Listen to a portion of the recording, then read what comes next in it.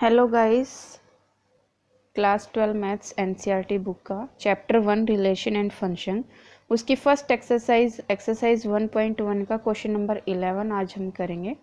Question number 11 है, show that the relation R in the set A of points in a plane given R. आपको R क्या दिया हुआ है कि P Q such that distance of the point P from the origin, ठीक है, is same as the distance of the point Q from the origin. ठीक है, इसने कहा है कि जो आपका पॉइंट P है ना, उसकी डिस्टेंस और पॉइंट P की डिस्टेंस इक्वल है, कहाँ से, ओरिजिन से, सेम है। ठीक है, तो आपको ये दिखाना है कि ये इक्विवेलेंस रिलेशन है, इक्विवेलेंस रिलेशन है।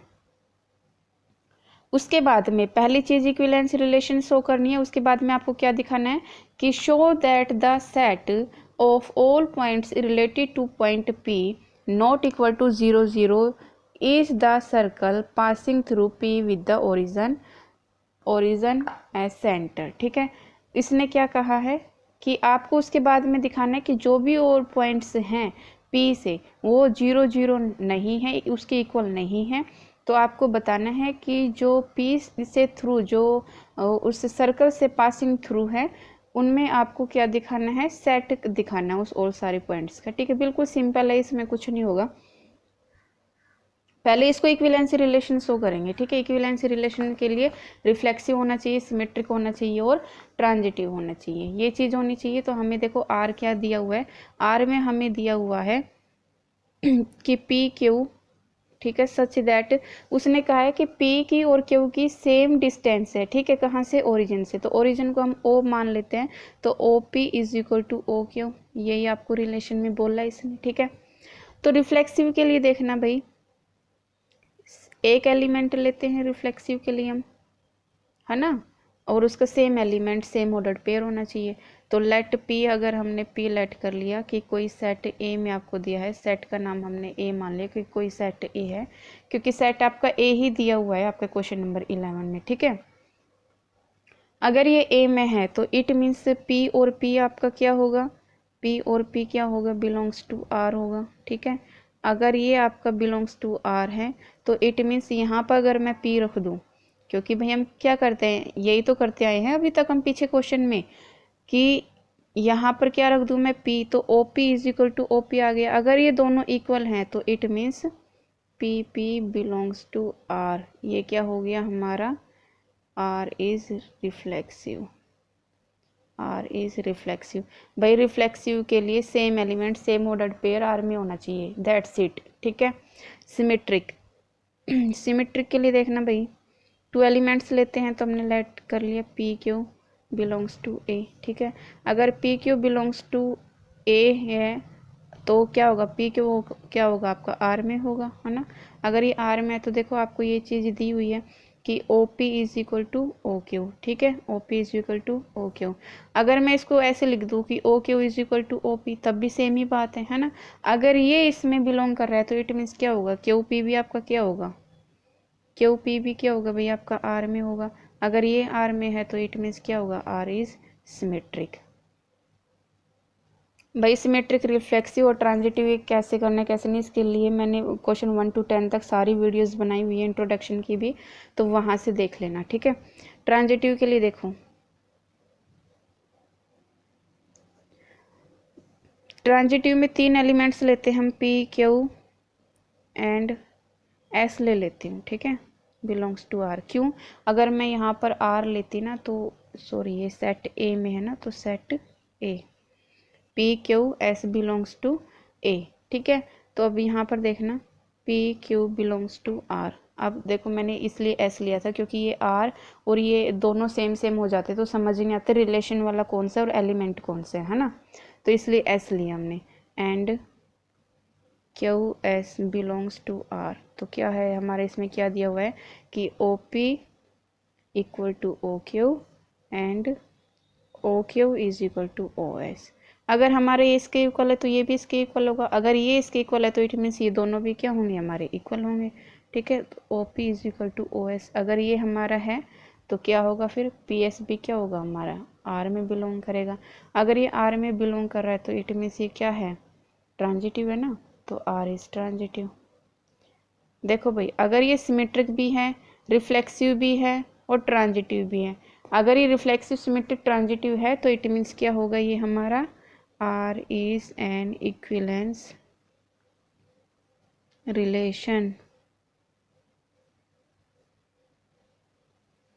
ठीक है, अब उसके बाद आपको क्या दिखाना है, set of all points in a plane, की एक प्लेन में सारे पॉइंट है ना।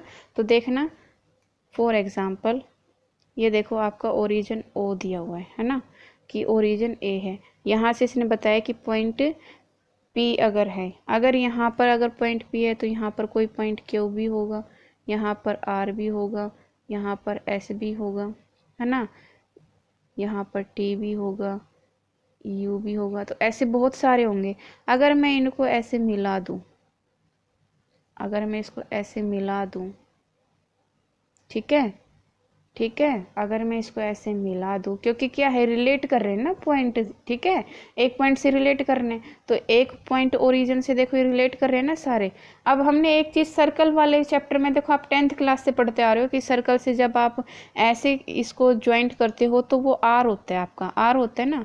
तो अगर ये आर है, ये आर है, तो ये सारे क्या होंगे, आर होंगे, आर होंगे ना भाई, तो ये सारे क्या होंगे, आर। तो इसका देख रहे हैं रिलेशन क्या बने इसका, तो सेट ऑफ ऑल, आपको सिर्फ यही चीज़ दिखानी थी इस क्वेश्चन में, पॉइंट्स इन आ प्लेन, कि एक प्लेन में सारे पॉइंट्स कैसे होंगे, आपको सिर्फ ये शो करना है कि O P is equal to O Q is equal to, ये भी बराबर, ये भी सेम डिस्टेंस की बात हुई थी ना, कि सेम डिस्टेंस है ओरिजिन से, तो अगर ये भी बराबर, ये बराबर है, तो ये भी बराबर होगा, है ना। तो ऐसे करते करते सारे बराबर होंगे, और किसके बराबर है ये, आर के, ठीक है, किसके बराबर है ये, आर के। सिर्फ आपको इसमें यही चीज़ करनी थी, और ज़्यादा कुछ मुश्किल नहीं था इस क्वेश्चन में। क्वेश्चन नंबर 12 देखो भाई, क्वेश्चन नंबर 12 कह रहा है कि show that the relation R defined in the set A of all triangles as R, क्या दिया है, relation T1 T2 such that T1 is similar to T2। इसने कहा है कि जो T1 है T2 के सिमिलर है, ठीक है।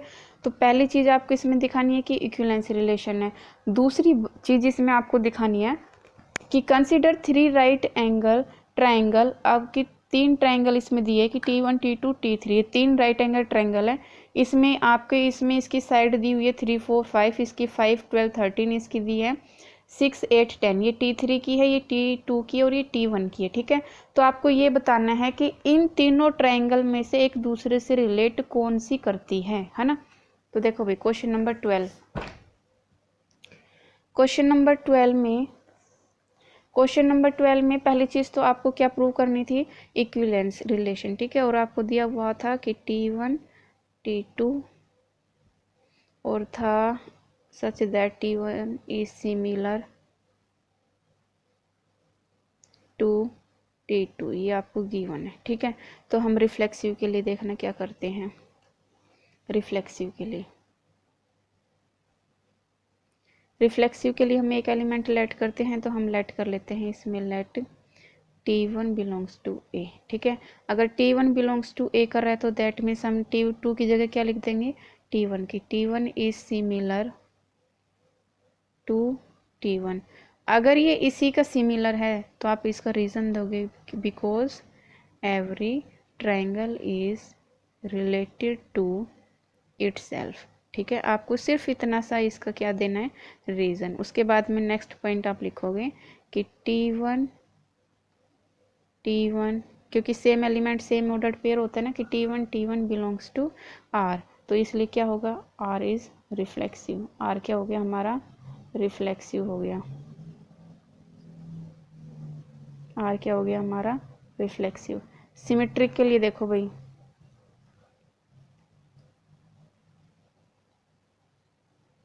सिमेट्रिक के लिए 2 एलिमेंट्स लेते हैं, तो T1 और T2 हमने ले लिया, किस में बिलोंग कर रहे हैं, ए में बिलोंग कर रहे हैं, किस में बिलोंग कर रहे हैं, ये ए में बिलोंग कर रहे हैं, ठीक है। तो अब देखना कि अगर T1 T2 belongs to R है तो that means T1 is similar to T2, ये चीज़ हमने यहाँ से ली। अगर ये इसके सिमिलर है तो दैट मीन्स आपका क्या होगा, T2 इज ऑल्सो सिमिलर, है ना, ऑल्सो सिमिलर टू T1, वो T1 के सिमिलर होगा, है ना। अगर ये इसके सिमिलर है तो इट मीन्स T2 T1 भी क्या होगा आपका, R से बिलोंग करेगा। अगर ये R से बिलोंग कर रहा है तो इट मीन्स क्या है, ये सिमेट्रिक है। क्या है भाई, सिमेट्रिक है। ठीक है, तो अब ट्रांजिटिव के लिए देखो, ट्रांजिटिव के लिए देखो भाई, ट्रांजिटिव के लिए क्या लेते थे हम, 3 लेते थे ना, कि late T1 T2 T3 belongs to ए, कि वो किस में बिलोंग कर रहे हैं, ए में। तो देखना T1 T2 belongs to R, अगर ये T1 है, अगर T1 T2 R में बिलोंग कर रहे हैं तो T2 और T3 किस में बिलोंग करेंगे, R में। अगर ये इसमें बिलोंग कर रहे हैं तो it means T1 is similar to T2, ठीक है, और T2 is similar to T3।